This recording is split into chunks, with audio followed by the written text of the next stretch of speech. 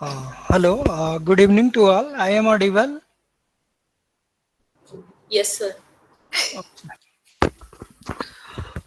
हम लोग class start करते हैं, ठीक है।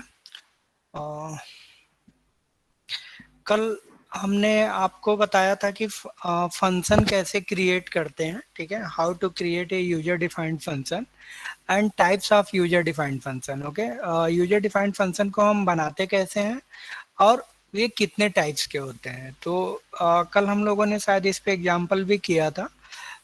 यूजर डिफाइंड फंक्शन जनरली हमारे टू टाइप्स होते हैं।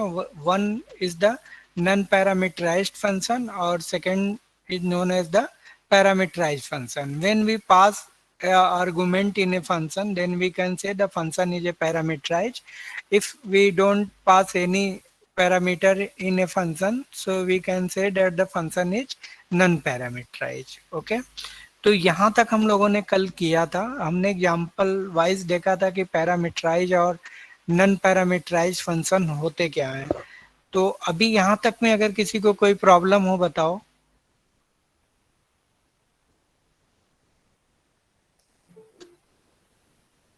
हेलो। नहीं सर, प्रॉब्लम नहीं है अभी। Okay, good. तो अब हम आगे बढ़ते हैं। हमने एक स्क्रीन शेयर करते हैं, 1 मिनट।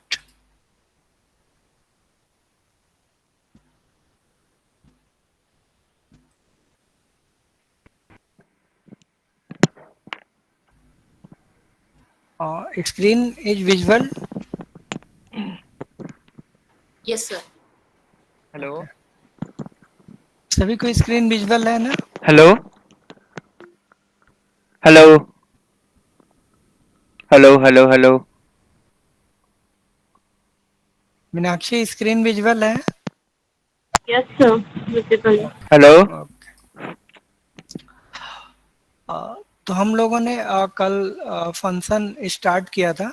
मैं एक बार छोटा सा एग्जांपल रिकॉल कर लें कल के क्लास को, तो थोड़ा सा से हमने एक फंक्शन बनाया है डेफ सम। और यहाँ पे हमने सम इज द कीवर्ड, तो then we can also use the sum in python. There is no any effect. Okay. But we are use here add. The user defined function name is add, and we want to add a equal to 10 and b equal to 20. Okay. And c equal to a plus b. Now here print c equal to comma c, and now call this function add. Okay. I think one student has a request. Okay. तो ये हमने एक function बनाया add करने के लिए two numbers को। और यहाँ पे अगर आप देखें तो यहाँ पे हमने फंक्शन के अंदर कोई भी आर्ग्यूमेंट पास नहीं किया है। Okay, that means function bracket has blank, there is no any variable, so function has no any argument, so such types of function is known as the non parameterized function. It is clear to everyone? Yes sir. ठीक है। अब अगर हम function इसको, ही हाँ जी, bracket में कि हम लोग आर्ग्यूमेंट अगर पास नहीं करते तो वो non parameter, but inside the अगर उसके बॉडी में हम लोग कर सकते हैं इनिशियलाइज, जैसे आपने किया नहीं, ए इज इक्वल टू हाँ हाँ, बोलो बोलो, कंप्लीट करो। A is equal to 10, B is equal to 20, यहाँ पे आपने ए और बी की वैल्यू मतलब असाइन कर दी है। तो मतलब इससे हम लोग देखते हैं, मतलब दैट मीन्स कि ये पैरेंथेसिस के अंदर जो होगा वैल्यू वो हमारा डिसाइड करता है पैरामीटराइज्ड है या नॉन पैरामीटराइज्ड है। Yes yes yes, right. ठीक है। ब्रैकेट के अंदर जो यहाँ पे जहाँ पे हमने कर्सर क्लिक किया है, यहाँ पे अगर हम कोई वैल्यू अगर देते हैं तो this value is defined the function has the parameterise. ठीक है।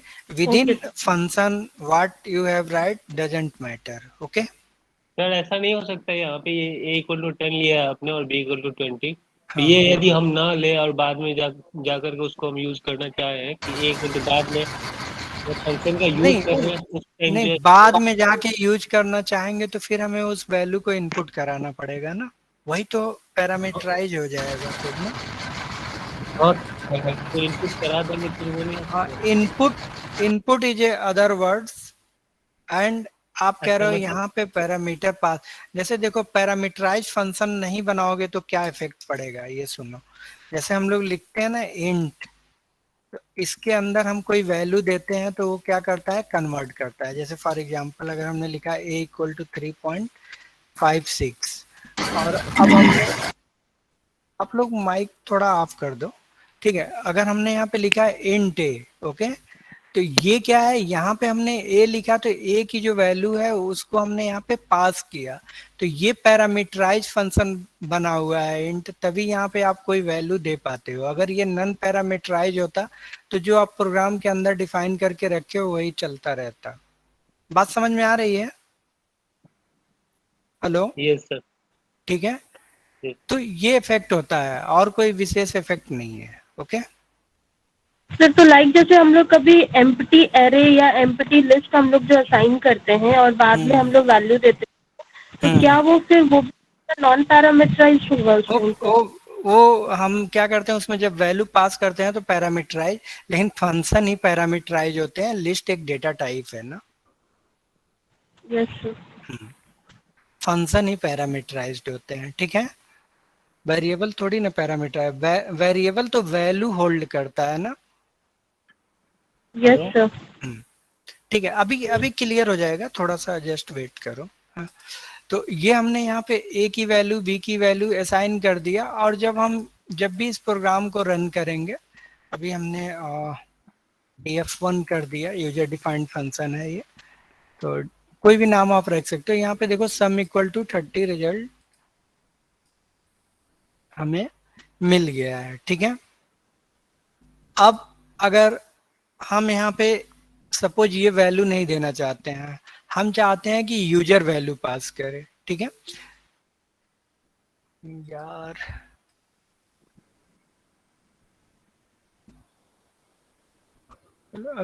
अभी स्टार्ट करें क्लास कि अभी कोई और है?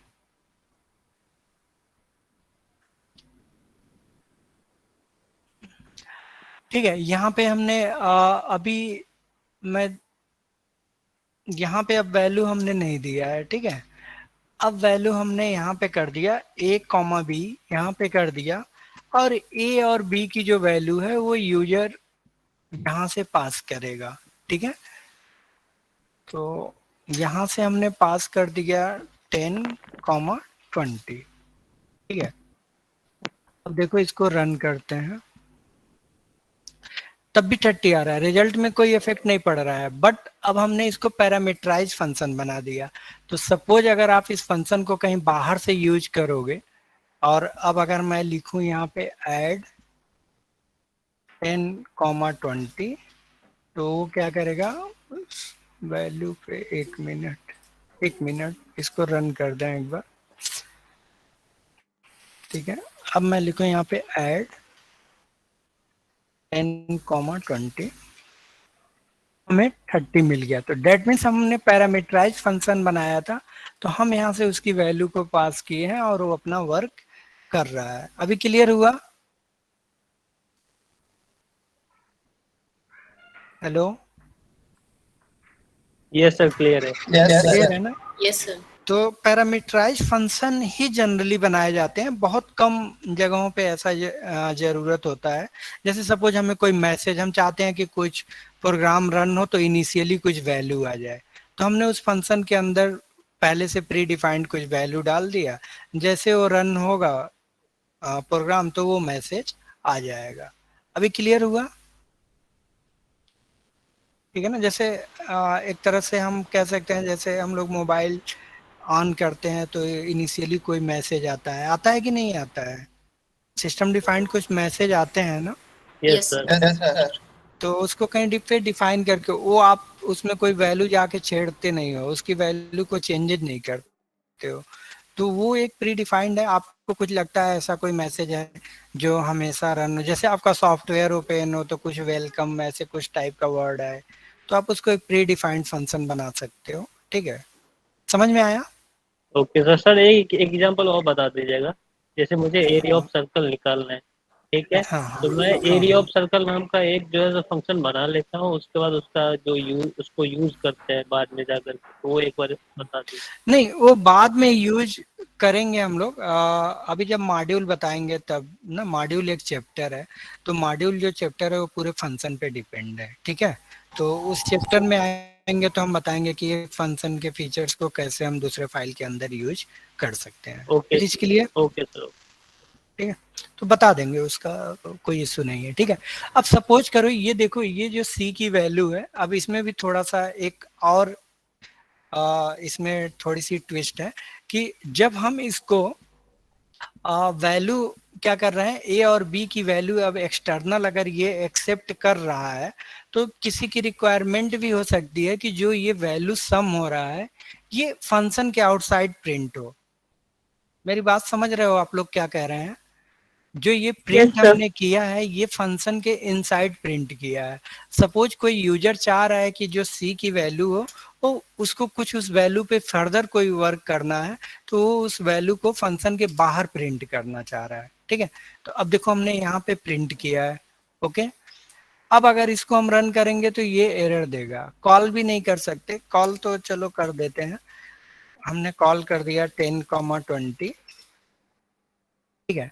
और ये सी की जो वैल्यू है वो हम चाह रहे हैं कि बाहर प्रिंट हो, फंक्शन के बॉडी के अंदर ना प्रिंट हो। सॉरी यार, लास्ट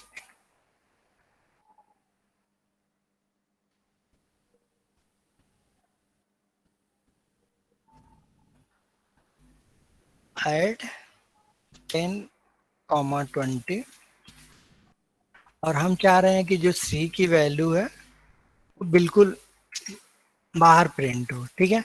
अब इसको रन करेंगे तो क्या आउटपुट आएगा?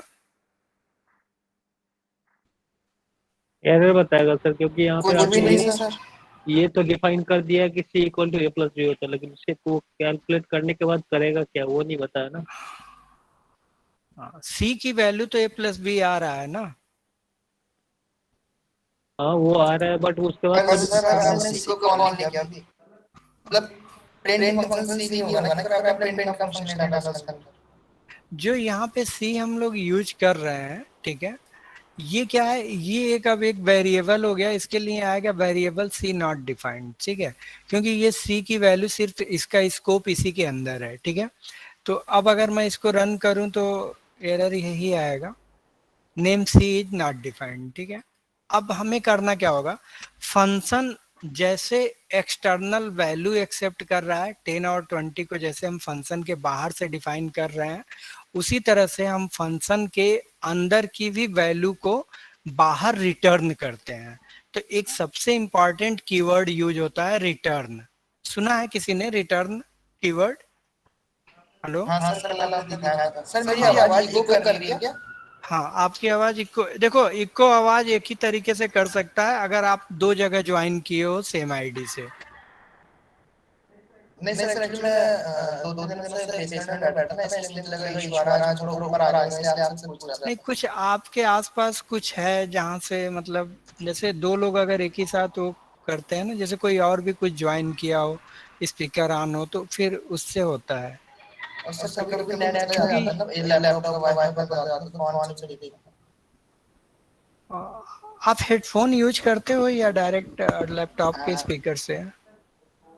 सर बोर्ड के हेडफोन लगाया था मैंने, लैपटॉप से वायर कनेक्ट करके।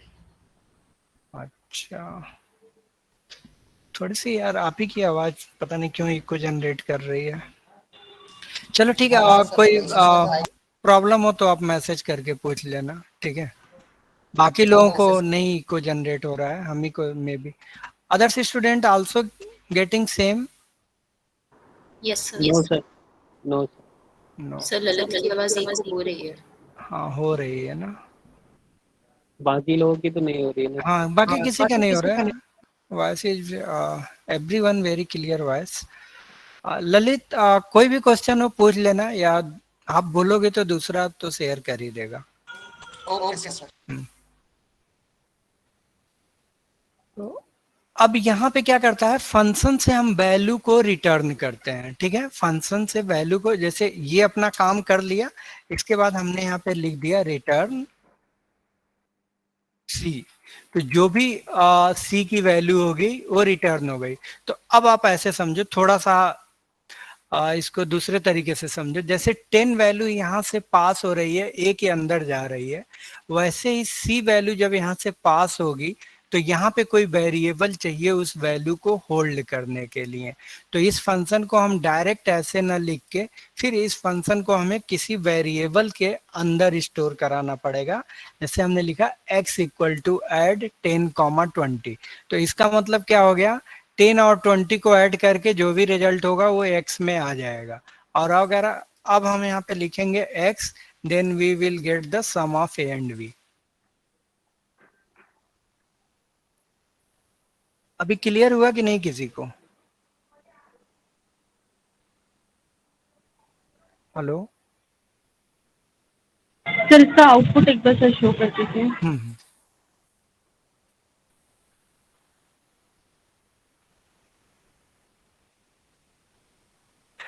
ये जो 10 और 20 पास किया है, ये वैल्यू जब यहाँ पे जा रही है तो इसको कोई वेरिएबल चाहिए वैल्यू को होल्ड करने के लिए।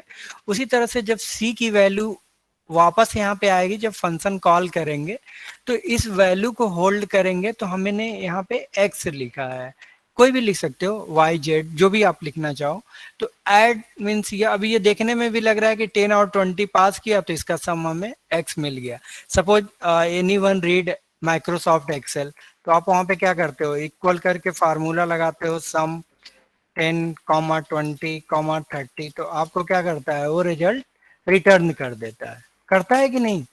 इतना तो किया होगा अगर किसी ने माइक्रोसॉफ्ट एक्सेल यूज किया होगा तो, Yes, yes sir. Sir. Sir करते हैं। ना? तो वही सेम चीज है, अगर आपने रिटर्निंग किया हुआ है तो आप इस तरह से कहीं पे भी इसको यूज कर सकते हो। ठीक है। अब फर्दर हमें इस फंक्शन की वैल्यू मिल गई। अब इस वैल्यू पे आगे हमें कुछ काम करना हो तो हम और भी कर सकते हैं। जैसे इसी के अंदर हमने एक्स जो आया था उसमें हमने +20 और ऐड कर दिया, या कोई और भी कैलकुलेशन हो सकता है। तो डिपेंड करेगा रिक्वायरमेंट कैसी आ रही है। तो देखो यहाँ पे 30 है, फर्दर उस वैल्यू में 50 ऐड कर दिया। तो आप जो भी फंक्शन में वर्क करोगे तो आप चाहो तो वैल्यू भी रिटर्न कर सकते हो outside of the function. It is clear? Yes sir. Sir यहाँ पे ये जो रिटर्न सी लिखा है, हाँ, बहुत सारे प्रोग्राम में सी में या C++ में ऐसे भी कर सकते हो। यहाँ रिटर्न पे a+b भी कर दो, कोई फर्क नहीं पड़ेगा। ये हटा दो, डायरेक्ट यहाँ पे एक्सप्रेशन ही रिटर्न कर दो। समझ में आया? ये सर मैं ये बोल रहा था, Yes, तो yes. बहुत सारे प्रोग्राम में यहाँ पे रहता है रिटर्न 0। उसका हाँ, क्या रिटर्न 0 ये होता है कि बहुत सारे प्रोग्राम में नहीं आता है, ये सी या C++ में होता है। सर? ये सर ठीक है। C और C++। हाँ, तो ये क्या करता है, सी या C++ में दो चीजें होती हैं। उसमें क्या होता है, जब आपकी फाइल .cpp से सेव हो जाती है तो उस केस में उसमें रिटर्न क्या होता है कि जब फंक्शन रन कर जाता है सक्सेसफुली या नॉन सक्सेस रन नहीं करता है तो ऑपरेटिंग सिस्टम को वो कोई मैसेज पास करता है। समझ में आया? तो उस समय वो इंटीजर कोई वैल्यू 0 या 1, कोई भी इंटीजर वैल्यू, कोई जरूर नहीं है कि 0 1 लिखो, आप 20 50 80 100 लिख दो तो भी वो रिटर्न हो जाएगा। बस ओएस को एक इंफॉर्मेशन पास होता है कि प्रोग्राम रन कर रहा है या नहीं कर रहा है। ठीक है। और वो हर एक प्रोग्राम में नहीं आता है। जैसे अगर आपने void कंसेप्ट यूज कर दिया, void एक कीवर्ड होता है, तो उस समय वो रिटर्निंग नहीं मांगेगा क्योंकि आपने क्या किया, फंक्शन का प्रोटोटाइप डिफाइन कर दिया। कभी कभी क्या होता है कि हम फंक्शन के नाम के पहले इंट लगा दिए। अब इंट लगा दिए तो that means function should A value, function एक वैल्यू रिटर्न करेगा इंटीजर टाइप का। ये आपने इन्फोर्स कर दिया, उसको एक्सप्लिसिटली आपको रिटर्न कराना ही पड़ेगा। बट अगर आपने void लिख के डिफाइन किया है तो फंक्शन को आपको कोई भी वैल्यू रिटर्न नहीं करना है। वो void कीवर्ड से ही समझ गया कि यूजर्स कोई इंफॉर्मेशन नहीं चाहता है। ठीक है। और दूसरी चीज ये सी में थोड़ा सा कंसेप्ट अलग है क्योंकि एक्चुअली लोग सी का प्रोग्राम करते हैं और फाइल को सेव कर देते हैं .cpp। तो वो क्या करता है, C++ का कंपाइलर उठा लेता है। तो जब वो C++ का कंपाइलर उठाता है तो C++ के कंपाइलर में है कि every function should have return A value. ठीक है। 0 या 1, तो जब डॉट सीपीपी से करोगे तो आपको रिटर्निंग का वार्निंग जरूर देगा। हालांकि रिटर्न कोई एरर नहीं है, वार्निंग जरूर देगा आपको, लेकिन अगर डॉट सी से सेव कर दोगे तो कोई वार्निंग नहीं मिलेगा। Okay sir, got it. Okay. हाँ, तो ये रिटर्निंग समझ में आ गया। दूसरा एक तरीका ये भी है कि आप इतना ज्यादा मत करो, जो प्रिंट फंक्शन के अंदर ही उस फंक्शन को कॉल कर लो, ऐड 10,20, तो हमें डायरेक्ट वैल्यू यहीं पे डिस्प्ले हो जाएगी। बट ये वैल्यू किसी वेरिएबल में नहीं मिली तो आगे हमें यूज करने में थोड़ी सी प्रॉब्लम होगी, तो आप पूरे फंक्शन को ही यहीं पे कॉल कर लिया डायरेक्ट, तो ऐसे भी आप रिजल्ट पा सकते हो। क्लियर है सबको? Yes sir.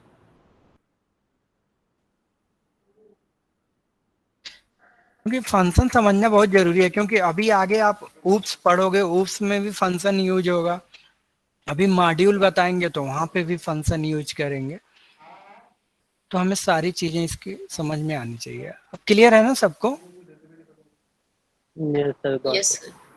ठीक है, तो ऐसे भी आप कर सकते हो।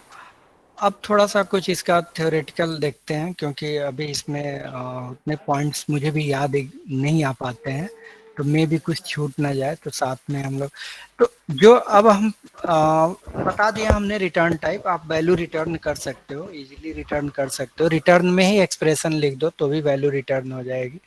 अब यहाँ पे जो है पैरामीटर जो पास करते हैं, पैरामीटर में भी टाइप्स होते हैं, जैसे required argument, keyword argument, default argument, variable length argument, ये थोड़े से बहुत इंपॉर्टेंट है। डिफॉल्ट आर्गुमेंट, रिक्वायर्ड आर्गुमेंट में क्या होता है, मैं एक एक एग्जांपल भी आपको साथ में देते चल रहा हूँ। रिक्वायर्ड आर्गुमेंट्स में क्या होता है, इसी फंक्शन पे हम लोग एक्सप्लेन कर देते हैं। जैसे हमने इस फंक्शन को कॉल किया x इक्वल टू एड, ठीक है, और यहाँ पे हमने लिखा 10,20, ठीक है। तो अब यहाँ पे क्या है, दो आर्ग्यूमेंट हमने पास किया, तो यहाँ से दो आर्ग्यूमेंट, दो वैल्यू हम एंटर कर रहे हैं। अच्छा, एक चीज और है, आप वैल्यू भी एंटर बाहर कर सकते हो ना, जैसे आप चाहो तो इसकी वैल्यू भी इनपुट करा सकते हो, जैसे m इक्वल टू इंट, क्योंकि फिक्स वैल्यू भी कोई जरूरी नहीं है कि आप एंटर करो, enter first value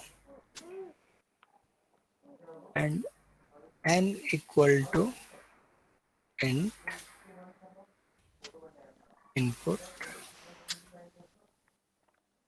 enter second value. ये हमने फर्स्ट और सेकेंड दोनों वैल्यू पास किया। अब यहाँ पे हम 10 और 20 नहीं पास करेंगे, m,n, इस तरह से भी आप कर सकते हो, बाहर से कोई वैल्यू भी इनपुट करा सकते हो। ये सम क्यों नहीं आया, क्योंकि हमने यहाँ पे x को प्रिंट नहीं किया।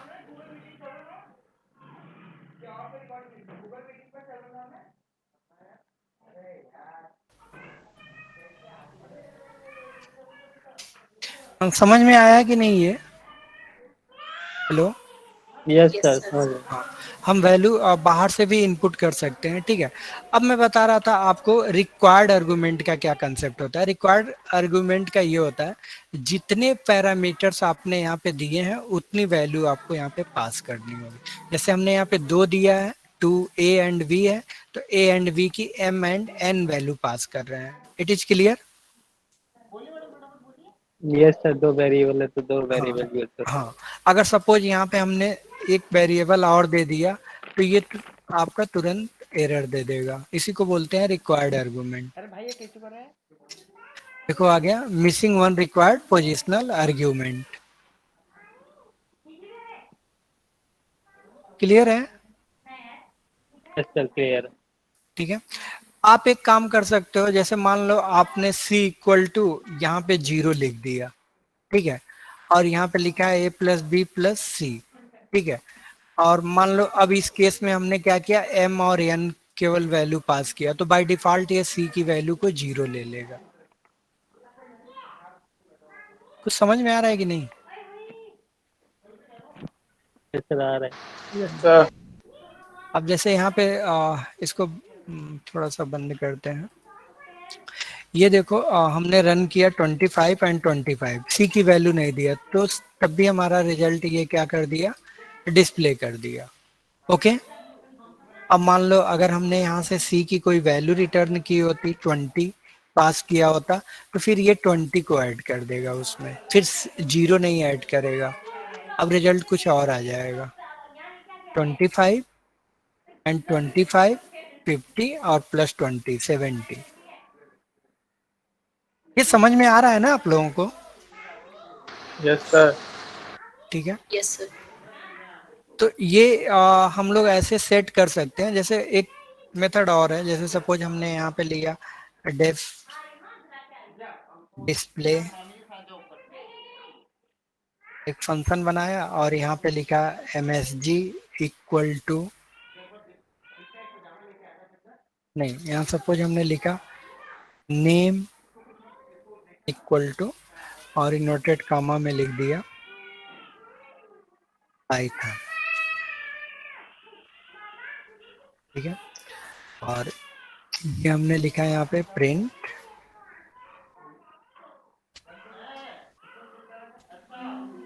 Hello how are you.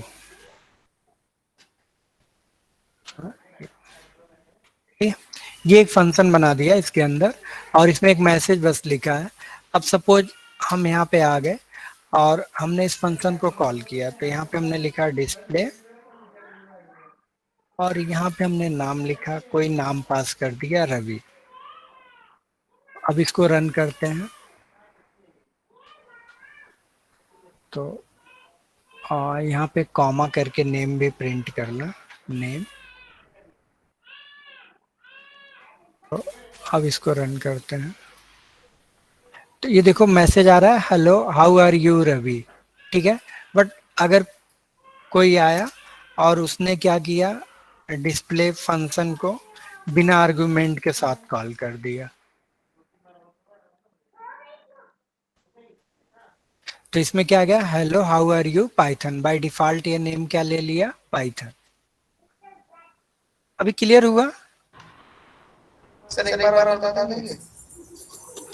अरे ये देखो हमने इस फंक्शन के अंदर क्या किया है, एक आर्गुमेंट लिया है और इस आर्गुमेंट की बाय डिफॉल्ट एक वैल्यू हमने सेट कर दिया पाइथन।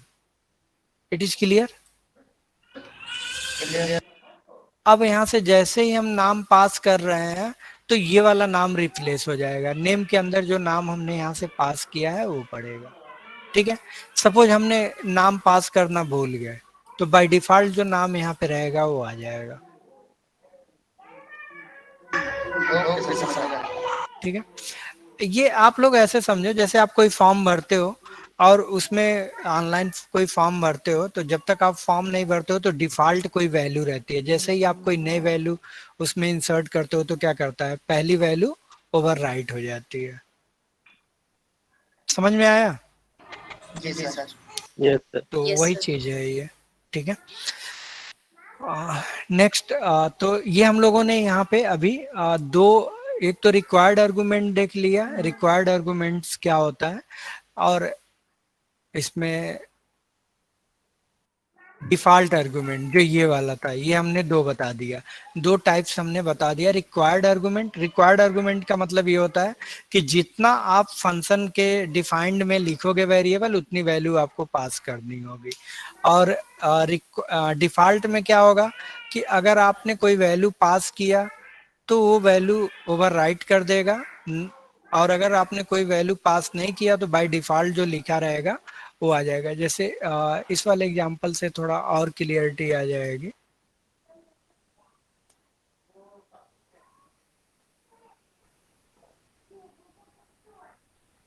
जैसे ये वाला थोड़ा प्रोग्राम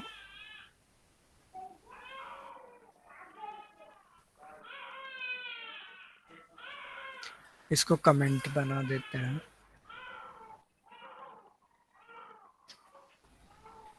तो ये एक प्रोग्राम है, ठीक है, एक फंक्शन हमने बनाया प्रिंट नेम नाम से। अब इसमें देखो नेम और एज दो वैल्यू लिया हुआ है। तो अगर हम नेम पास कर रहे हैं, केवल नाम पास किया, तो ये नाम रवि ले लेगा और एज बाय डिफॉल्ट 20 ले लेगा। दूसरे वाले में हमने नाम पास किया सचिन और एज 33, तो इस वाले केस में ये क्या करेगा, सचिन और 33 प्रिंट करेगा। अभी देखो आप लोग, तो पहले वाले के लिए बाय डिफॉल्ट एज की वैल्यू ले लिया, दूसरे वाले के लिए एज की वैल्यू जो यूजर ने पास किया उसको एक्सेप्ट किया। क्लियर हुआ कि नहीं है? Hello, yes sir clear. ठीक है। ये मैं दोनों प्रोग्राम आप लोगों को चैट बॉक्स में शेयर कर दे रहा हूँ, आप लोग नोट कर लेना या कॉपी कर लेना। ये अलग अलग हैं दो प्रोग्राम।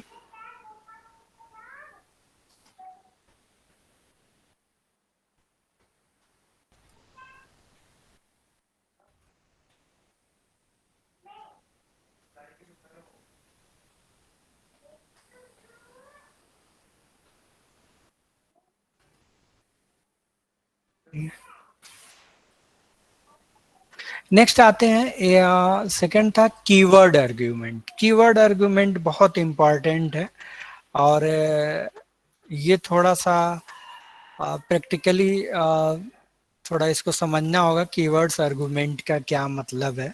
ठीक है, तो जैसे सपोज हमने यहाँ पे किया, और जैसे हमने यहाँ पे लिखा डेफ, और यहाँ पे हमने एक फंक्शन बनाया सिंपल इंटरेस्ट कैलकुलेट करने का, p comma r comma t, 3 value pass करेंगे और यहाँ पे लिखा है s equal to p into r into t divided by 100। Okay, और यहाँ पे हमने लिखा print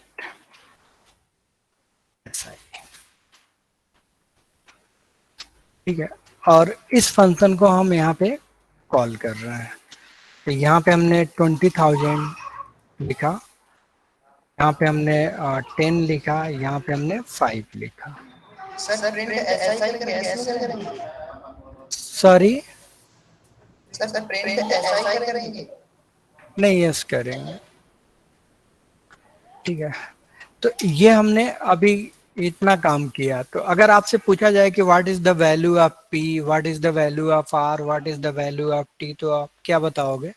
sir the value is 20,000, r 10 and s 25। Okay, good, very good. अगर हम चाहें तो यहाँ पे वैल्यू भी प्रिंट करके देख सकते हैं। प्रिंट अमाउंट p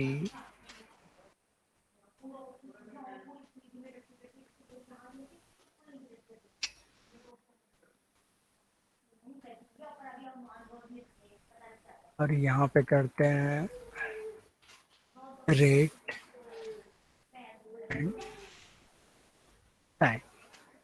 ठीक है, इसको R किया, इसको T किया। अब इसको रन करते हैं एक बार।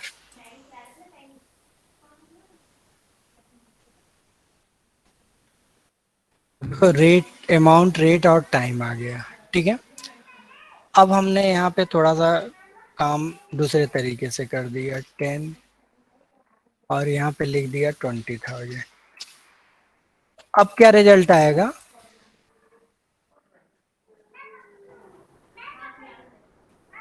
सर हेलो, इसमें अमाउंट 5 हो जाएगा, रेट 10। हाँ, गुड, वेरी गुड।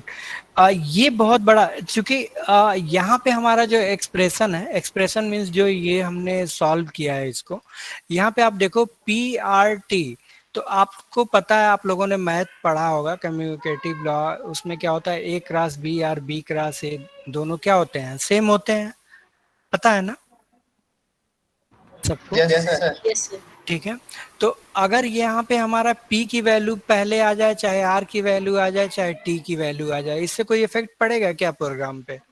नो ना, तो यहाँ पे रिजल्ट सेम आएगा। लेकिन अगर कोई इंडिविजुअल वैल्यू एक्सेस करेगा तो उसको इफेक्ट पड़ जाएगा। देखो अमाउंट की वैल्यू कितनी है, 5। 5। 5, रेट 10 टाइम 20,000। तो आप समझ सकते हो 20,000 टाइम। तो ये बहुत इंपॉर्टेंट हो जाता है कि आप वैल्यू को कैसे पास कर रहे हो।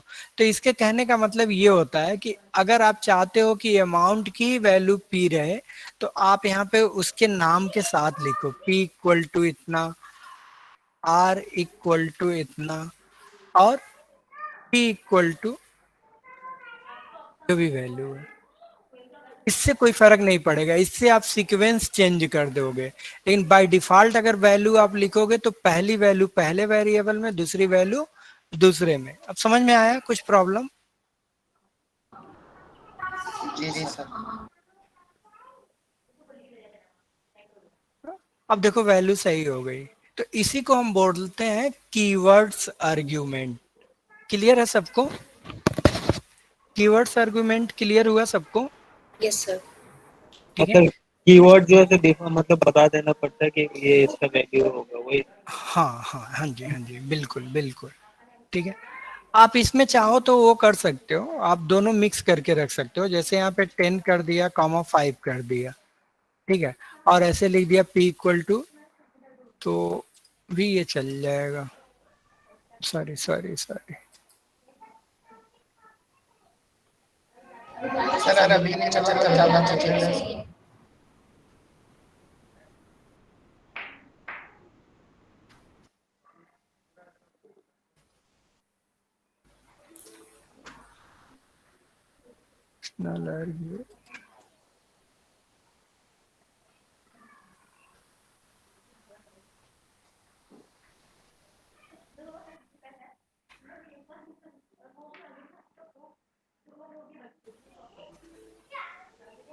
1 मिनट यार,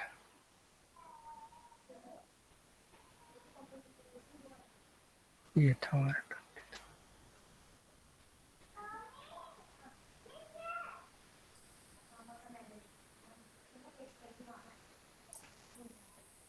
20,000 comma r equal to 10 comma t equal to 5।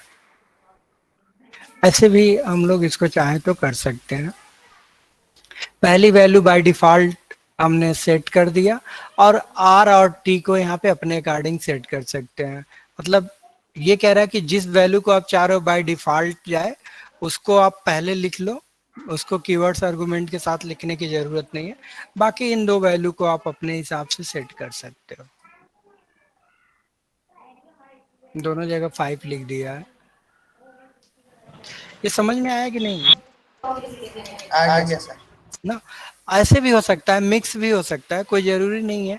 आप इसमें एक चीज और, छोटा सा एक एग्जांपल से इसको और समझते हैं। अरे रुक बुला रहे। अरे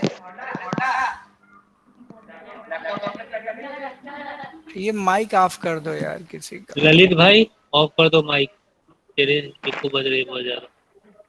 अब देखो यहाँ पे जैसे हमने लिखा ऐड a कॉमा बी लिखा, ठीक है, और सर ऐड नहीं लिखते हैं, चलो सबट्रैक्शन लिखते हैं। और यहाँ पे हमने लिखा c equal to a minus b, और वापस हमने लिखा डिवाइडेड बाय बी, ठीक है। और यहाँ पे हमने कॉल किया सब, और यहाँ पे हमने पहली वैल्यू 20 पास किया, दूसरी वैल्यू 10 पास किया, ठीक है। तो यहाँ पे तो कोई दिक्कत नहीं होगा, रिजल्ट हमें मिल जाएगा। प्रिंट नहीं किया है इस वजह से नहीं दिखा।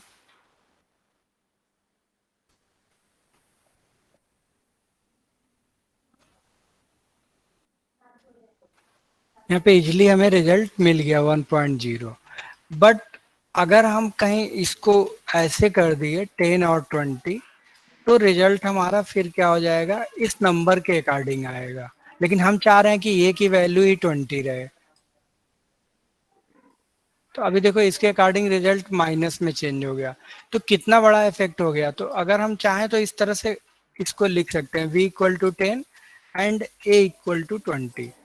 तो जहाँ पे आपका मल्टीप्लाई होगा वहां तो कोई इफेक्ट नहीं पड़ेगा, चाहे पहली वैल्यू पहले लिख दो, दूसरी वैल्यू बाद में, या दूसरी वैल्यू को पहले लिख दो, ए क्रॉस बी करो या बी क्रॉस ए, रिजल्ट हमेशा सेम ही आएगा। समझ में आया कि नहीं? हेलो? Yes sir. ये आपको उस टाइम पे काम करेगा, ये चीज आपको उस टाइम पे याद आएगा जब आप आर्गुमेंट में वैल्यू पास करोगे और रिजल्ट आपको गलत आएगा। जब आपका एक्सप्रेशन पहली वैल्यू को ही वो करेगा तो उस समय आपको कीवर्ड्स की जरूरत पड़ेगी कि एक्चुअल हम क्या क्या वैल्यू अपने एक्सप्रेशन को देना चाह रहे हैं। सर हाँ जी बोलो। सर जैसे कि यहाँ पे आपने b इज इक्वल टू 10 और a इज इक्वल टू 20 किया है, और अभी आपने बताया कि लाइक जिसका मुझे पोजीशन नहीं देना उसको मैं सिर्फ वेरिएबल मतलब फर्स्ट में वो विदाउट असाइन द वैल्यू, मतलब हाँ जैसे अगर मैं अगर हाँ बोलो बोलो। b इज इक्वल, और अगर c में लिखूं मैं 30 तो क्या वो रन करेगा? लाइक अगर 3 वेरिएबल होता मेरे a b c। नहीं, ए बी सी तो आप लिखोगे लेकिन सी की डिफॉल्ट वैल्यू यहाँ देनी पड़ेगी ना आपको। हेलो? सर अगर मैं यहाँ पर यहाँ c, पे क्या करना है ये एक अलग मेथड है, लेकिन अगर आप 3 वेरिएबल डिफाइन कर रहे हो तो पहला रूल तो फॉलो होना चाहिए कि रिक्वायर्ड आर्गुमेंट 3 है तो 3 वैल्यू पास करनी है। ठीक है? तो जैसे आपने सिंपल इंटरेस्ट का एक एग्जांपल बताया था ना जिसमें हाँ आपने पी आर की वैल्यू हाँ बताई थी, हाँ हाँ तो आपने क्या किया, वो मतलब असाइन नहीं किया था, वैल्यू जो है वो पी में पास नहीं की था, हम लोग डायरेक्ट 20,000 पुट कर हाँ रहे थे हाँ वो वहाँ। कर सकते हैं, यहाँ पे कर सकते हैं, लेकिन यहाँ पे जो वैल्यू पास करेंगे वो बाय डिफॉल्ट ए में ही जाएगा। तो मेरा क्वेश्चन ये है कि मतलब हम लोग उसको लिख सकते हैं क्या 20,000 आर इज इक्वल टू 10 और 5, तो क्या हाँ वो लिख तब रन सकते हैं। करे? हाँ हाँ, पहले वैल्यू लिख दो, डायरेक्ट वैल्यू लिख दो, उसके बाद जो वैल्यू लिखो वो वेरिएबल के नाम के साथ लिखो। तो सर आपने आर और टी को वेरिएबल में लिखा था, पर मैं चाहती हूँ सिर्फ आर हो मेरा वेरिएबल में और टी जो हो वो एज इट इज 5 हो बस, तो वो हाँ करेगा क्या मतलब? ये सीक्वेंस होना चाहिए, जैसे ऐसे समझ लो, इसी को समझ लो आप, पी आर टी है ना, इसी को समझ लो पी आर और टी है। ठीक है? तो अगर सपोज आपने यहाँ पे 20,000, यहाँ पे अगर हमने सब, क्योंकि फंक्शन का नाम सभी है, तो यहाँ हमने 20,000 लिख दिया, यहाँ पे हमने सपोज आर की वैल्यू 5 लिख दी, और फिर यहाँ पे टी इक्वल टू 5 हमें लिखना पड़ेगा। सर ये तो सर कर जाएगा ना रन, पर मैं चाहती हूँ कि 20,000 तुम लिख आर के इज इक्वल बताओ टू, ना हमें, तुम्हारा स्क्रीन शेयर करो लिख के। सर यहाँ पे सिर्फ आर इज इक्वल टू 5 कर दीजिए बस। कहाँ पे? यहाँ पे? ये 20 गलत वाला। होगा, ये नहीं लेगा, क्योंकि बाय डिफॉल्ट जो वैल्यू जाएगी 20,000 पी में जाएगी और 5 जो जाएगा वो आर में जाएगा। नहीं समझे? सर उसके कहने का मतलब है यहाँ पे ये देखो यहाँ पे इसका एरर आ गया, मल्टीपल वैल्यूज हो गए। आप सर इतना सीधी सी बात समझो, अगर आप कीवर्ड्स के साथ नहीं लिखोगे तो पहली वैल्यू पहले वेरिएबल में जाएगी, दूसरी वैल्यू दूसरे वेरिएबल में जाएगी। इसीलिए ये कहता है कि आपको जो वैल्यू कीवर्ड के साथ नहीं लिखनी है और आप चाहते हो वैल्यू एज ए सीक्वेंस जाए पी आर में, तो उनको आप पहले लिखो, और अगर आप चाहते हो वेरिएबल्स के साथ में वैल्यू जाए, कीवर्ड के साथ में जाए, तो उसको, अब हमने इसका सीक्वेंस क्या कर दिया, बिल्कुल इसको तोड़ दिया। आर की वैल्यू यहाँ पे 5 हम पास कर रहे हैं, फिर आर इक्वल टू 5 लिख रहे हैं। ठीक है? ये काम ये बाय डिफॉल्ट करेगा, 20,000 इसमें जाएगा और ये इसमें जाएगा, बट यहाँ पे आपको लास्ट में टी की ही वैल्यू ये लेगा। अब अपना बताओ प्रॉब्लम तुम लोग। हेलो? सर वो बोल रही थी यहाँ पे, वहाँ पे वो बोल रही थी ये कि आपने ये ठीक है जो पोजीशन है उसके हिसाब से लिखते तो वो अपने अपने लेगा। यदि हम्म। पोजीशन के हिसाब से नहीं लिखते, यदि हाँ जगह चेंज करते तो एटलीस्ट दो दो का तो स्पेसिफाई करना पड़ेगा ना कि आर इक्वल टू इतना और टी इक्वल टू इतना। नहीं, दो का नहीं, आप एक का ही स्पेसिफाई करो, लेकिन बाय डिफॉल्ट ये दो वैल्यू इन्हीं दो सीक्वेंस में जाएंगे। Okay sir. मेरे कहने का मतलब ये है, जहां तक आप कीवर्ड उसके साथ नहीं लिखोगे वो बाय डिफॉल्ट सीक्वेंस में 1 to 1 जाएगा। ठीक है?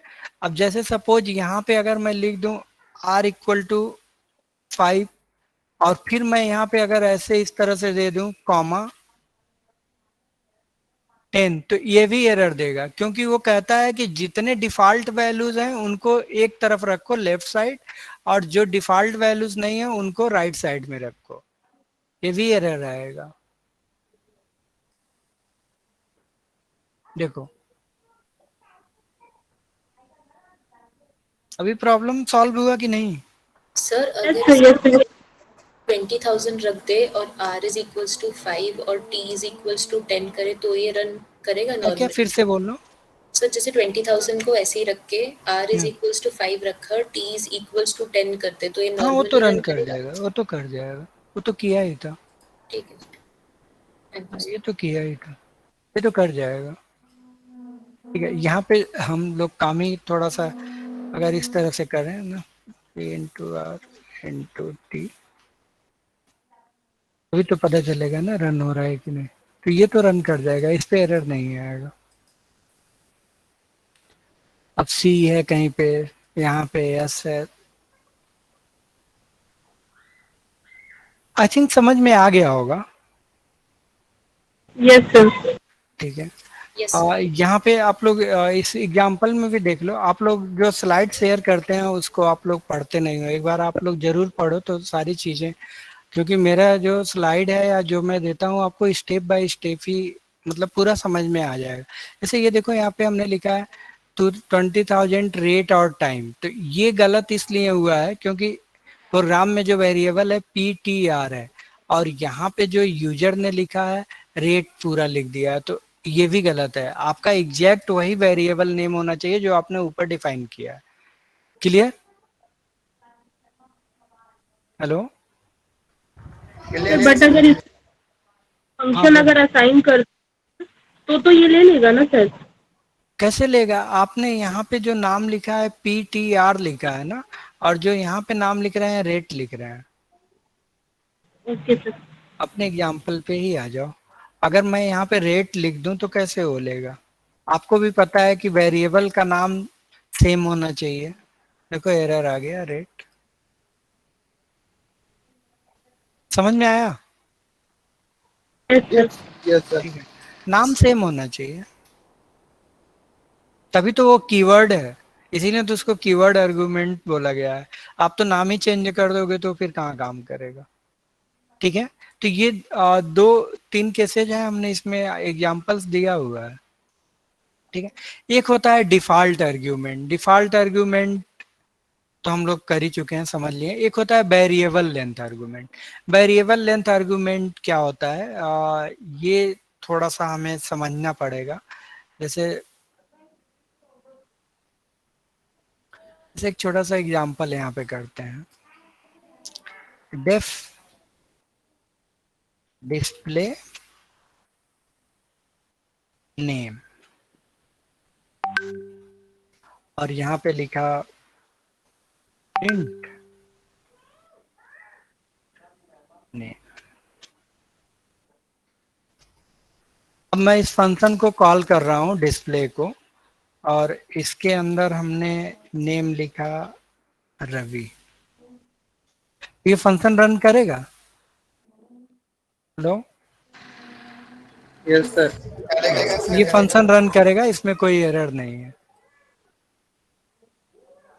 ठीक है, बट मैं एक नाम और पास करना चाहता हूँ, रवि कॉमा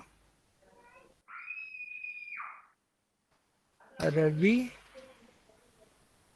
कॉमा अजय। अब ये रन करेगा? सर इसमें जो ऊपर ये पास करना पड़ेगा कि नहीं करोगे? इस ये रन नहीं करेगा, क्योंकि यहाँ पे नंबर ऑफ आर्गुमेंट्स क्या है? एक ही है। 1 है, और यहाँ पे हम वैल्यू पास कर रहे हैं 2। तो तो इस केस में हम क्या करेंगे, यहाँ पे हम एस्ट्रिक साइन लगा देंगे। ठीक है, एस्ट्रिक साइन होता है, इसी को बोलते हैं वेरिएबल लेंथ, जहाँ पे हमें पता ही नहीं है। ठीक है, अब यहाँ पे देखो, आप एक नाम एंटर करोगे तब भी आपको आउटपुट दिखाएगा, 2 नाम इनपुट करोगे तब भी। लेकिन इसके साथ एक चीज थोड़ा सा और करना पड़ेगा, और वो आप लोग पढ़े होंगे। जब भी हमें एक सीक्वेंस में वैल्यू दी हो और 1 बाई 1 वैल्यू प्रिंट करना होता है तो क्या करते हैं? स्लैश एन लगाते अब हैं। चला रहा था नहीं, स्लैश एन नहीं, लूप लगाएंगे, फॉर तभी लूप तो एक एक वैल्यू को सीक्वेंस के लिए एक्सेस करेगा। नहीं, और ठीक है। बिल्कुल सर। तो यहाँ पे हम करेंगे फॉर नेम, नेम एक वेरिएबल है, इन नेम्स, और यहाँ पे हम लिख देंगे प्रिंट। अब देखो ये फंक्शन थोड़ा सा वेरिएबल लेंथ का बन गया।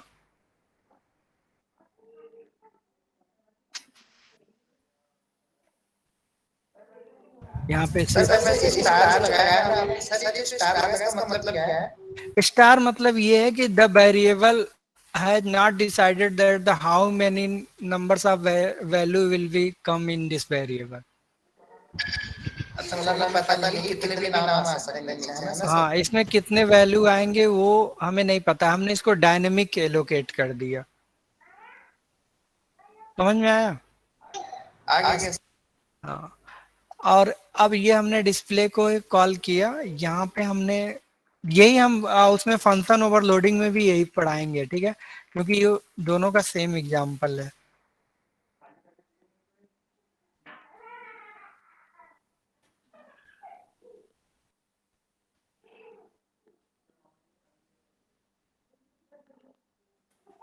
अब देखो इस फंक्शन को हमने एक आर्गुमेंट के साथ कॉल किया तब भी रन होगा, दो आर्गुमेंट के साथ कॉल करेंगे तब भी होगा, यहाँ पे 4 आर्गुमेंट दिया है तब भी रन होगा।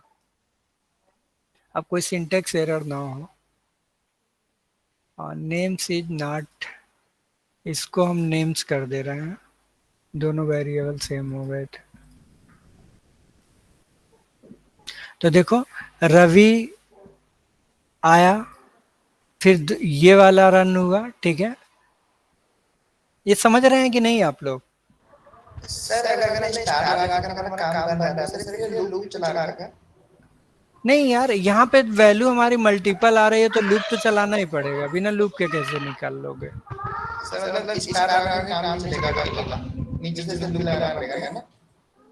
आवाज एक तो इको जनरेट हो, क्या कह रहे हैं ये, कोई बताएगा? सर ये बोल रहा है कि वहाँ पे यहाँ पे ये स्टार लगा करके ये फॉर लूप का इस्तेमाल ना करें, बस स्टार लगा के नहीं चल सकता वो काम। नहीं, ऐसे तो नहीं आएगा, देख लेते हैं यार। ये कह रहे हो?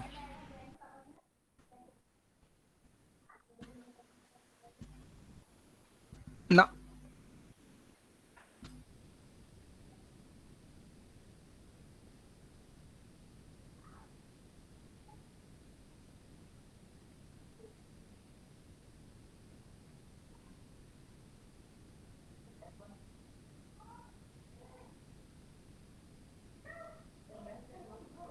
ये बता रहा है। प्रिंट या नेम नीचे वाले नीचे सर, नीचे नीचे नीचे नीचे। वाले। हाँ अच्छा सर नीचे ये वाला ये स्टार हटा हटा दो। दीजिए, ऊपर नेम्स में लगा दीजिए सर। अच्छा, ऊपर में लगा दीजिए। ये सर बता रहा था वो। सर नेम्स को भी करना पड़ेगा, प्रिंट नेम्स, हाँ क्योंकि यहाँ पे नेम डिफाइन नेम्स, हाँ ये ठीक सर है। नेम्स करना पड़ेगा। हम्म,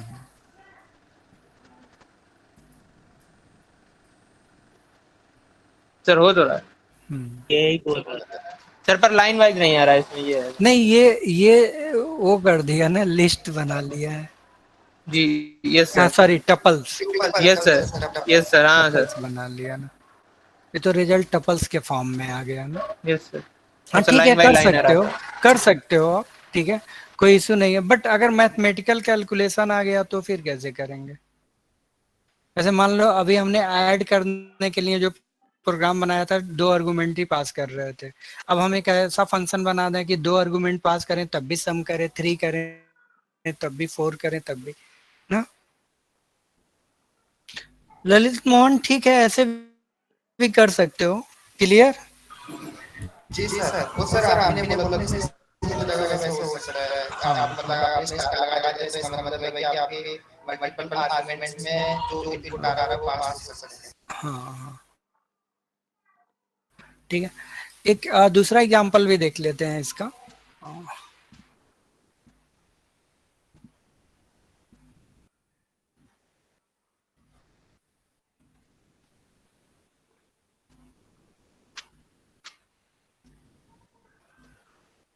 ये वाला एक एग्जांपल है, ये थोड़ा इंटरेस्टिंग है।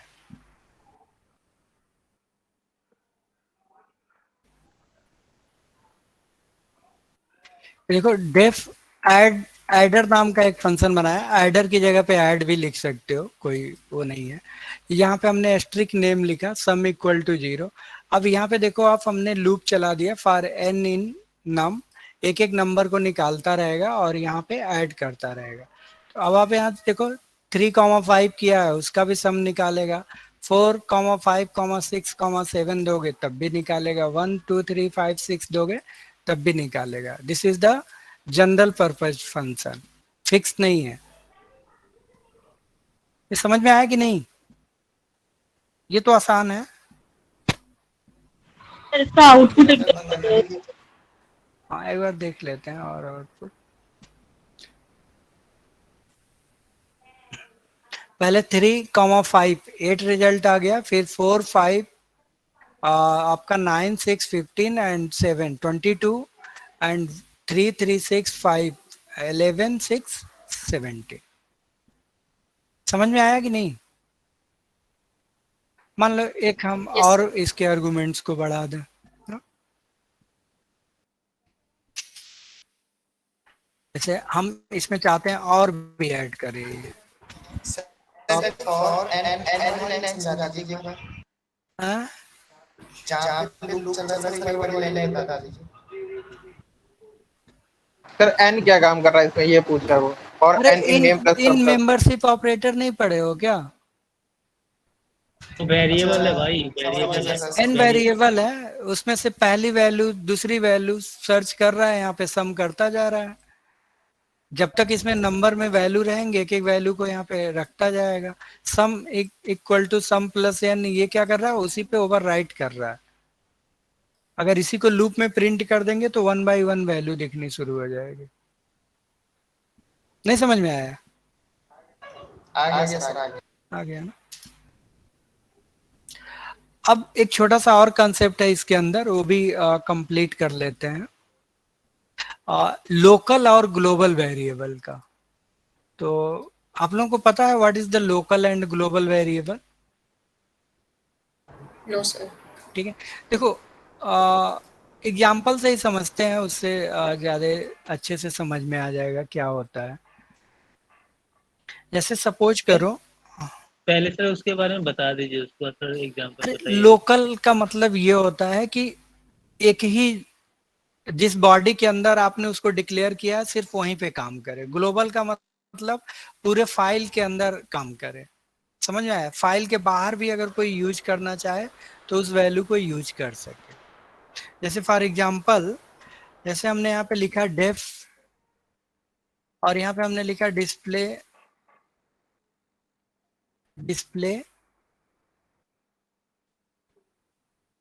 ए इक्वल टू 10। ठीक है, अब अगर हम यहाँ पे करेंगे प्रिंट ए, ठीक है, और यहाँ पे अगर हम करते हैं प्रिंट ए,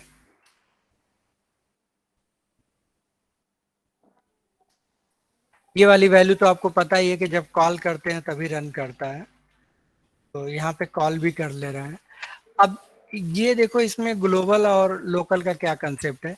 जैसे डिस्प्ले एक फंक्शन बनाया है, डिस्प्ले हमने क्या किया है, एक फंक्शन बनाया है। तो जो भी वेरिएबल हम इसके अंदर डिफाइन करेंगे डिस्प्ले बॉडी के अंदर, वो सभी वेरिएबल सिर्फ डिस्प्ले फंक्शन के अंदर ही काम करेंगे, उस वेरिएबल की वैल्यू बाहर काम नहीं करेगी। जैसे ए की वैल्यू हमने 10 यहाँ पे लिखा है, तो यहाँ पे ए प्रिंट कर देगा 10, लेकिन अगर हमने इसी को बाहर फंक्शन के बाहर प्रिंट ए कर रहे हैं तो इसकी वैल्यू 10 नहीं दिखाएगा, ये एरर देगा लास्ट वाला।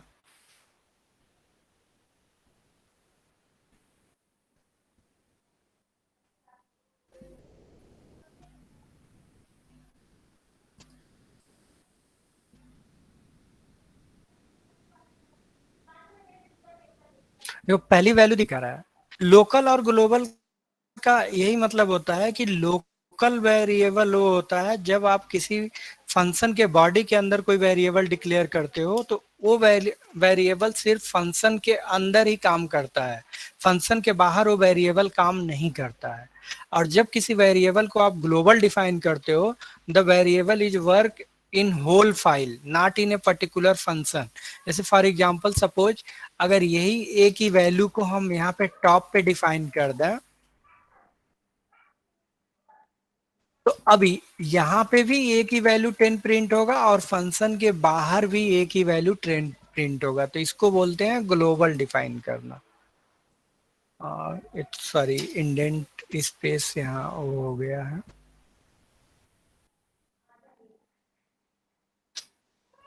ठीक है,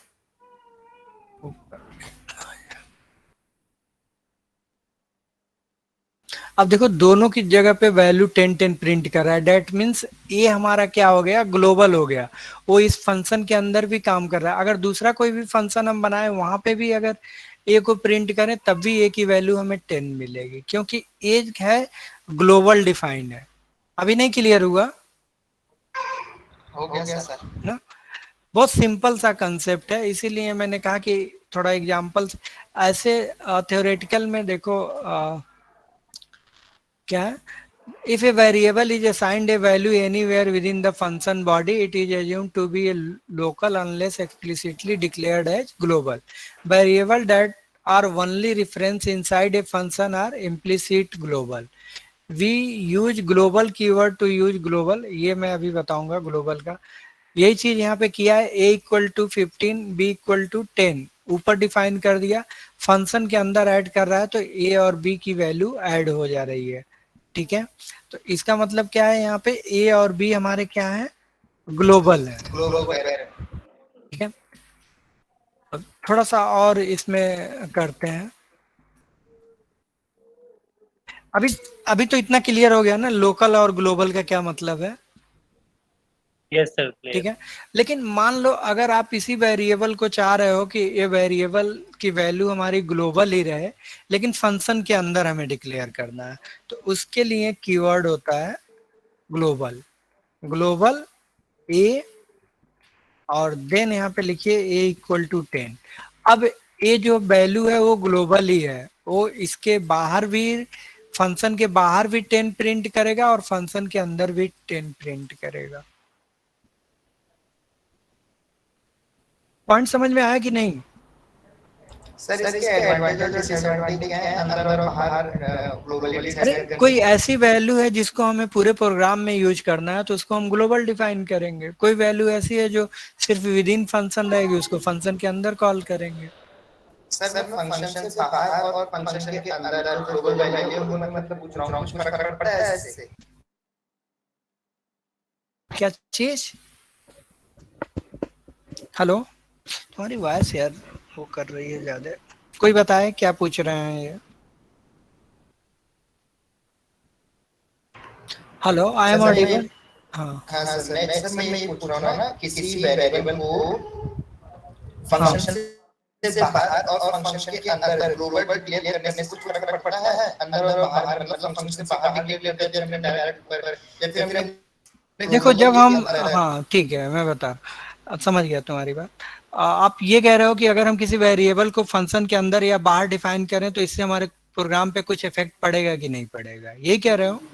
जी सर बिल्कुल यही कह रहा हूं। हाँ, एक्चुअली क्या है, जैसे सपोज करो पाई की वैल्यू है, अगर हम सर्कल से रिलेटेड कुछ काम कर रहे हैं, जैसे हमें पेरीमीटर एरिया निकालना है, हमने डिफरेंट टाइप्स के फंक्शन बना के रखे हैं जहाँ पे हमें एरिया पेरीमीटर्स निकालना है, तो आप क्या करोगे, पाई की वैल्यू को हर जगह फंक्शन के अंदर जाके डिफाइन करोगे। बट अगर आपने पाई को ऊपर डिफाइन करके रखा है तो आप डायरेक्ट पाई लिखोगे, सब जगह काम करेगा। ठीक है, अभी आपको उतना में भी न समझ में आए क्योंकि ये सब चीजें थोड़ी सी प्रैक्टिकल होती हैं। जब आप प्रैक्टिकल किसी प्रॉब्लम पे जाओगे सॉल्व करने तो वहां पे आपको ग्लोबल और लोकल समझ में आएगा कि हमें क्या चीज लोकल रखना चाहिए, क्या चीज ग्लोबल रखना चाहिए। हेलो, आगे समझ आ गया? समझ में आ गया ना? ठीक है सर।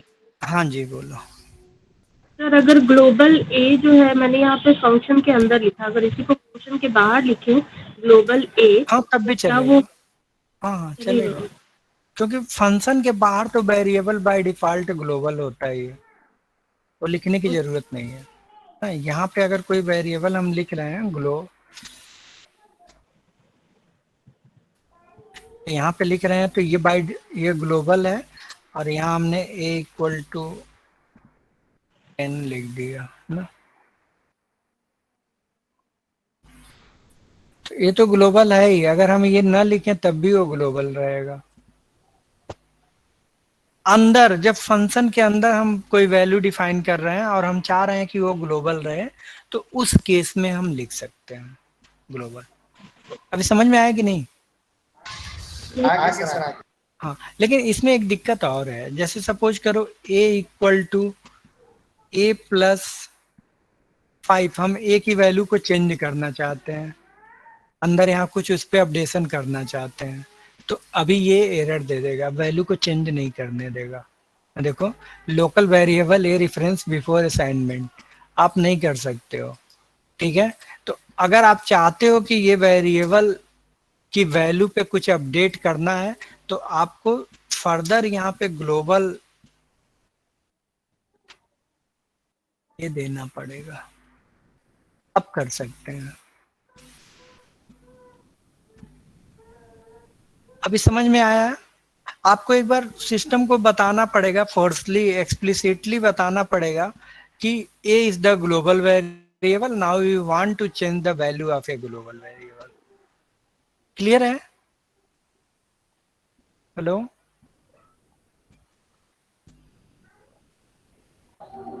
हाँ सर ये है। ठीक है, मतलब यस सर। सिर्फ इतना सा आप समझो कि किसी वेरिएबल की वैल्यू ग्लोबल हम डिफाइन कर रहे हैं, तो ग्लोबल डिफाइन तो कर दिया, कोई प्रॉब्लम नहीं है, बट उस ग्लोबल वेरिएबल को अगर किसी फंक्शन के अंदर चेंज करोगे तो वो चेंज नहीं होगा, क्योंकि अब आप क्या कर रहे हो, अब आप सिस्टम से थोड़ा सा उसको क्या कर रहे हो, चीट कर रहे हो। चीट करने का मतलब क्या है, एक जगह तो उसको बता दिया कि तुम ग्लोबल रहोगे, तुम्हारी वैल्यू सब जगह यूज होगी, और फिर आप जाके उसको धीरे से एक फंक्शन के अंदर उसकी वैल्यू को कुछ चेंजेस करने जा रहे हो, तो वो आपको चेंज करने नहीं देगा, वो कहेगा ना आप चेंज करो तो ग्लोबली चेंज करो, सारी जगह रिफ्लेक्शन होना चाहिए।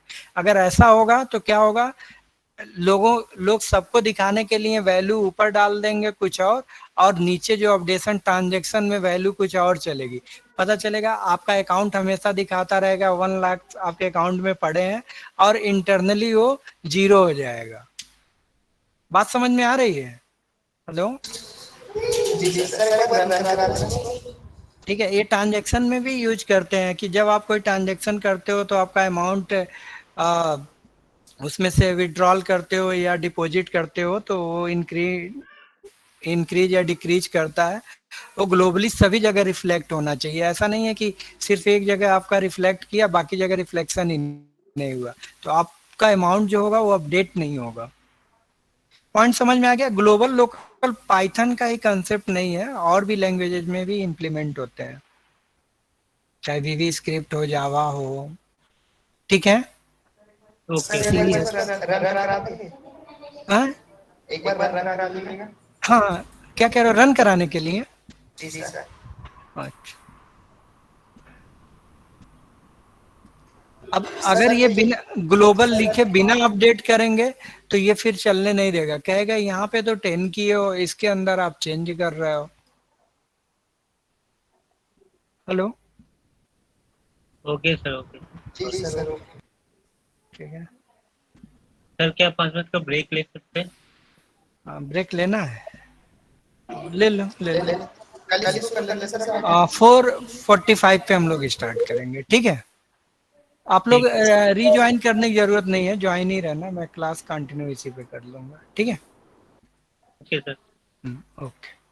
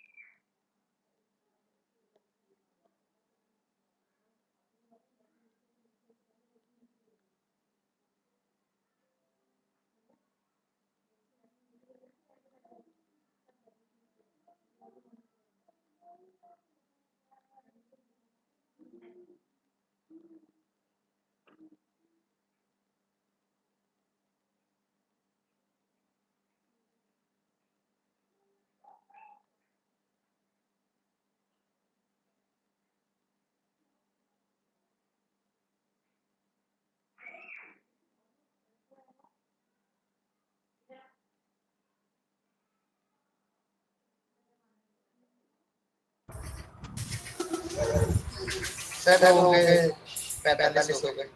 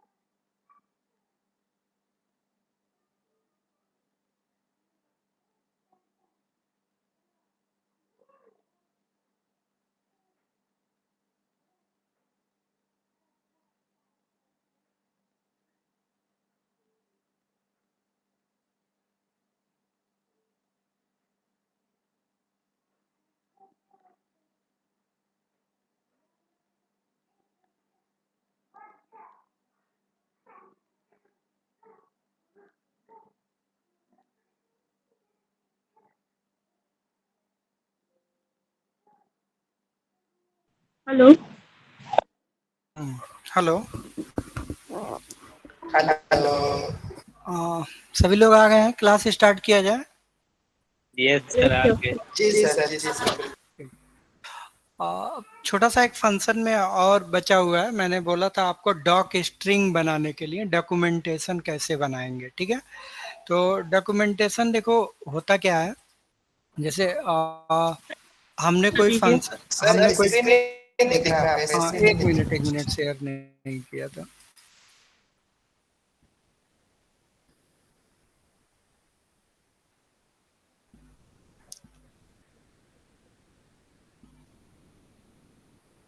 हाँ यस।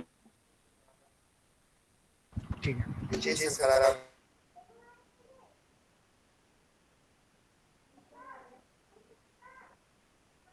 यहाँ पे प्रिंट, मैंने आप लोग किसी फंक्शन के हेल्प लेना चाहते हैं, हेल्प, ठीक है। और उस फंक्शन का नाम हमने यहाँ पे लिख दिया, सपोज इनपुट एक फंक्शन है जो सिस्टम डिफाइंड है। तो ये क्या करता है, उस फंक्शन के बारे में डिटेल्स इंफॉर्मेशन, ठीक है। तो ये उस फंक्शन के बारे में जो इंफॉर्मेशन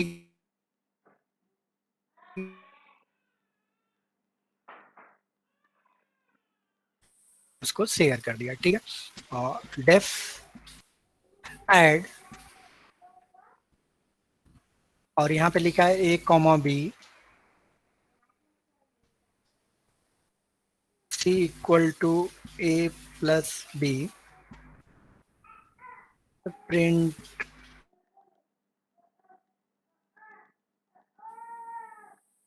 कॉमा c,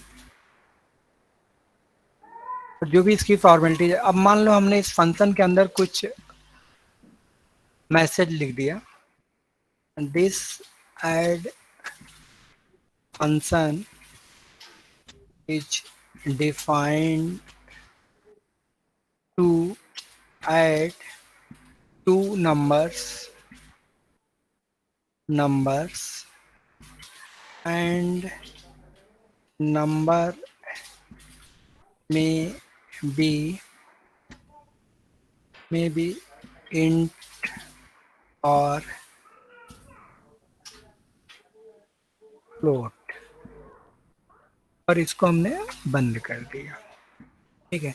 इस फंक्शन को हम सेव कर देते हैं और यहाँ पे df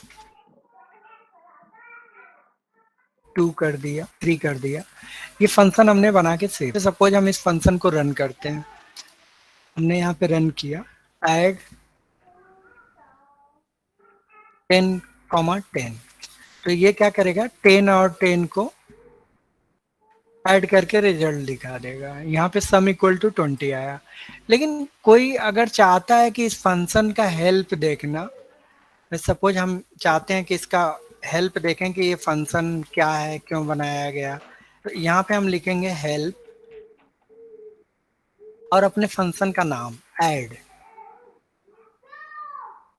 ये देखो ये फंक्शन आ गया, हमने इसके अंदर जो लिखा था, this add function is defined to add two numbers and number may be int और फ्लोट। तो इसी को हम बोलते हैं डॉक्यूमेंटेशन। अब जैसे सपोज करो आप लोग, एक कॉमन मैं डॉक्यूमेंटेशन बता रहा हूँ, जैसे अगर हम आप, और सब हमें इनपुट फंक्शन के बारे में जानना है, हमने यहाँ पे लिखा प्रिंट इनपुट, सॉरी हेल्प लिखेंगे पहले, हेल्प एक फंक्शन ही है, हेल्प इनपुट। तो ये इनपुट फंक्शन के बारे में डिफाइन क्या किया गया है, कुछ इंफॉर्मेशन आपको कलेक्ट करके दे देगा। देखिए इंफॉर्मेशन दे दिया, रीड ए स्ट्रिंग।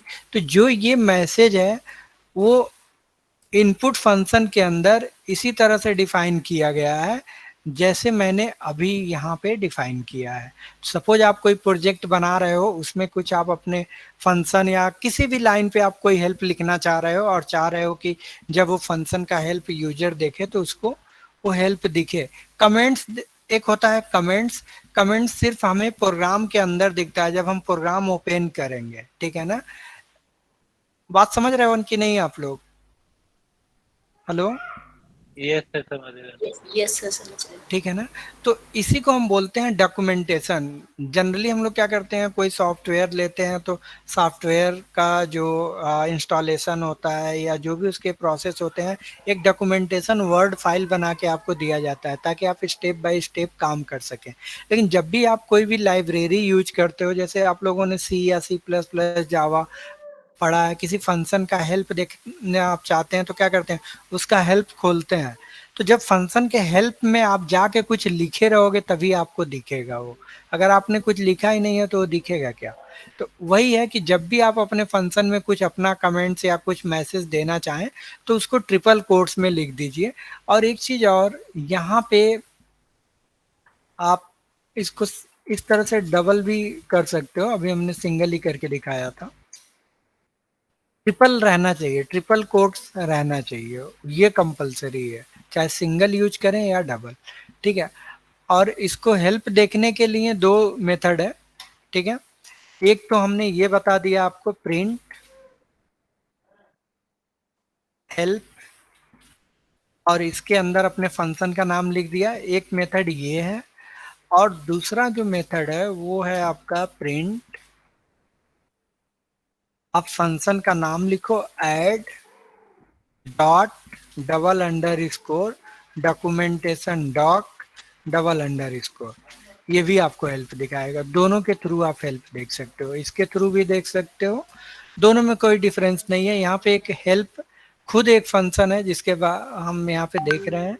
और ऐड डॉक डॉक्यूमेंटेशन किसी का पता करना है तो उसकी केस के लिए ये है।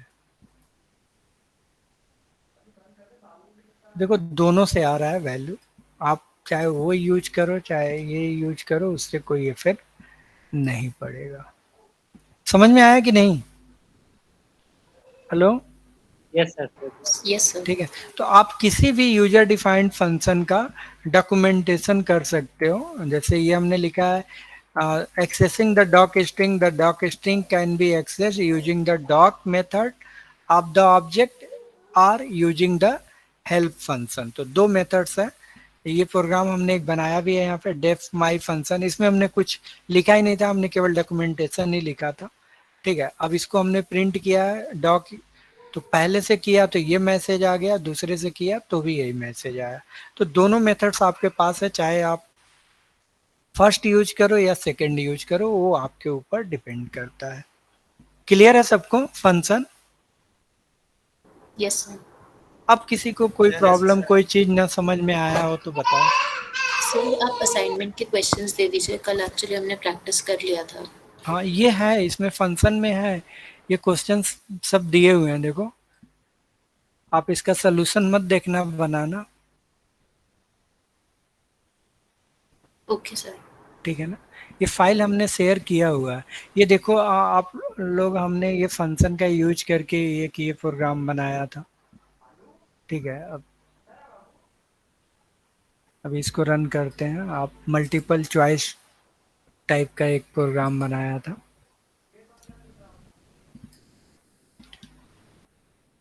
रन करते हैं।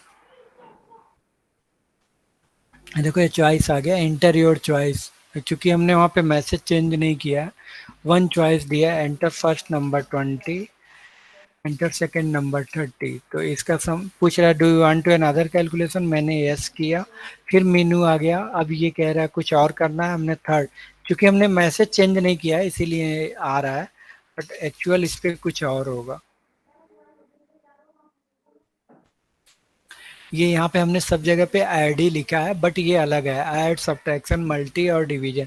तो ये देखो हमने एक एलिफ लगाया है, इसके अंदर हमने ऐड को कॉल कर लिया। अगर यूजर की चॉइस 1 है तो ऐड फंक्शन कॉल हो जाए एलिफ, अगर यूजर की चॉइस 2 है तो सब्ट्रैक्शन फंक्शन कॉल हो जाए। उसी तरह से अगर एक्स इनपुट 3 है तो मल्टीप्लाई हो जाए, डिवीजन हो जाए। और अगर यूजर x इक्वल टू 5 किया है तो ब्रेक कर जाए। और इसके अलावा अगर कोई मैसेज इनपुट करता है तो मैसेज आ जाए, print your choice is wrong try again. मतलब 1 2 3 4 5 के अलावा अगर कुछ नंबर इनपुट करेगा तो ये मैसेज आएगा। फिर इसको print do you want to continue, ये लूप कंटिन्यू। अब देखो फंक्शन हमने सब यहाँ पे डिफाइन किया हुआ है। और यहाँ पे हमने क्या किया है, सिर्फ ऐड कॉल किया, सब्ट्रैक्ट कॉल किया, अदरवाइज हमें ये पूरी कोडिंग हर एक केस में जाके लिखनी पड़ती। तो ये एक एप्लीकेशन काफी आपकी अच्छे को बता अच्छा है, और कहा दूं आप लोग कर लेना। केस लो सब्ट्रैक्शन है तो यहाँ पे आप सब कर देना। केस 3 में मल्टीप्लाई है तो यहाँ पे आप मल्टी कर देना। और केस 4 में आई थिंक डिवीजन है तो आप यहाँ पे आप शॉर्टकट लिखते हो, पूरा नाम लिखते हो, उससे कोई फर्क नहीं पड़ेगा। मेन फंक्शन का नाम क्या है वो चीज इफ के अंदर होनी चाहिए। जैसे यहाँ पे ऐड लिखा है, यहाँ पे ऐड ही होना चाहिए। पॉइंट समझ में आ रहा है सबको? Yes sir. Yes sir. Question है अब यहाँ पे आ गया, जैसे हमने सपोज यहाँ पे 4 इनपुट किया, ठीक है, कुछ गड़बड़ हो गया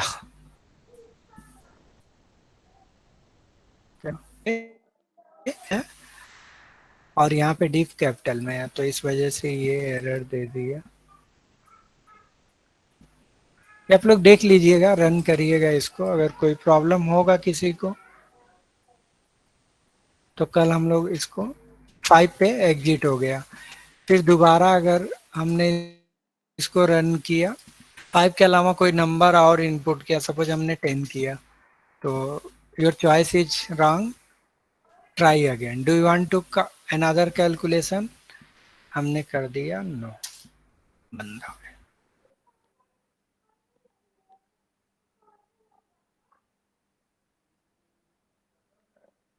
आप लोग इसको कल आपको शेयर कर दिया था फंक्शन से रिलेटेड। हाँ, तो ये कोड फाइल आप लोगों के पास है, ठीक है?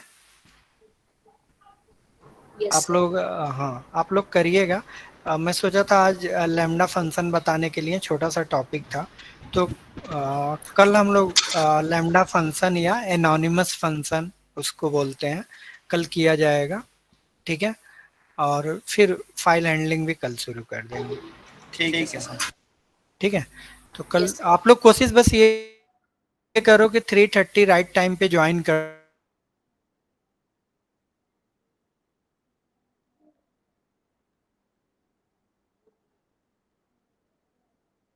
सर ऐसा नहीं हो सकता ले ले क्लास, क्योंकि बहुत सारे लोग का सर गूगल मीट में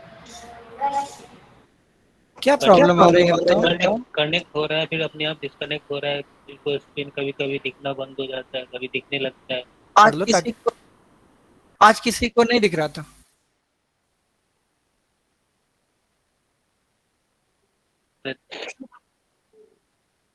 कल आऊंगा आप लोग हैं, ओके सर।